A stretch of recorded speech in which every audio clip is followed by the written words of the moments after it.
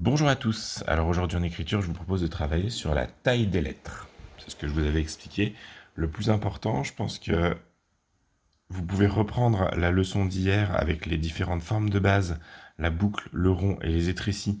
Si c'est pas encore maîtrisé, ça va être important d'en refaire un peu chaque jour jusqu'à ce que vous ayez l'impression que c'est vraiment maîtrisé.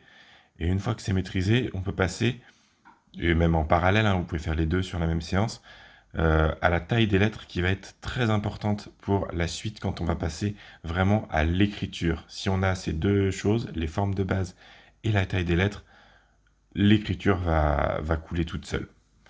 Donc aujourd'hui, je vous propose un travail en 3 étapes. D'abord, principalement sur la taille. Donc ce que je vous propose, c'est de faire des traits en fait.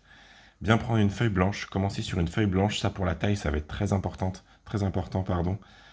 On commence par un petit trait, un grand trait. On peut partir d'en bas, c'est même à la limite mieux. Un grand trait, un petit trait, un grand trait, un petit trait, un grand trait, un petit trait, un grand trait. On va essayer que tous les petits traits aient à peu près la même taille, tous les grands traits aient à peu près la même taille, et surtout, ce qu'il va falloir regarder, c'est que l'on arrive bien à voir lesquels sont les petits traits et lesquels sont les grands traits. On va aller jusqu'au bout de la ligne comme ceci. Si ce travail est difficile pour votre enfant, vous pouvez passer sur des lignes. Par contre, les lignes, il faudrait les tracer vous-même.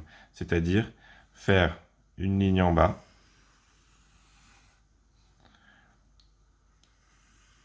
une ligne au-dessus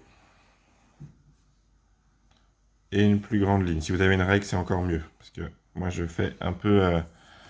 il n'y a pas les mêmes dimensions partout. Si vous avez une règle pour tracer bien droit, ce sera beaucoup mieux. Et votre enfant va pouvoir se baser sur les traits pour aller toucher d'abord le trait du bas, puis le trait du haut, en partant d'en bas. Ça va le guider.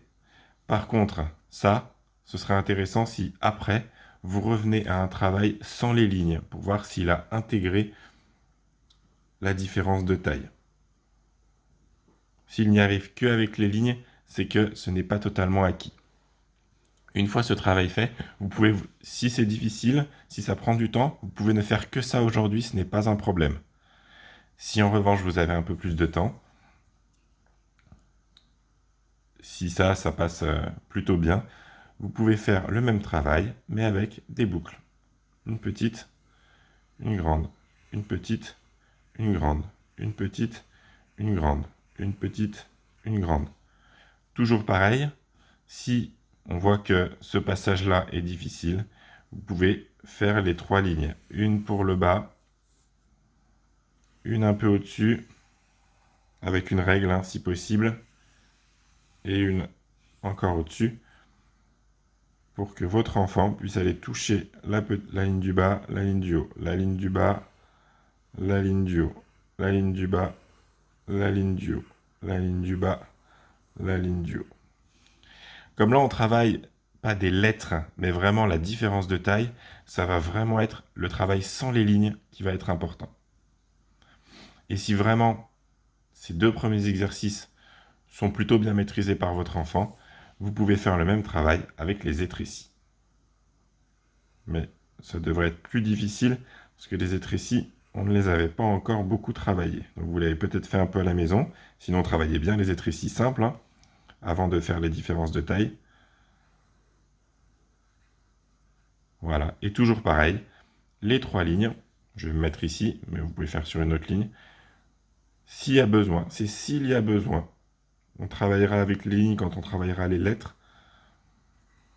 Mais pour l'instant, c'est vraiment pour aider l'enfant. C'est pas pour valider un travail. Il vaut mieux y arriver sans les lignes qu'avec les lignes.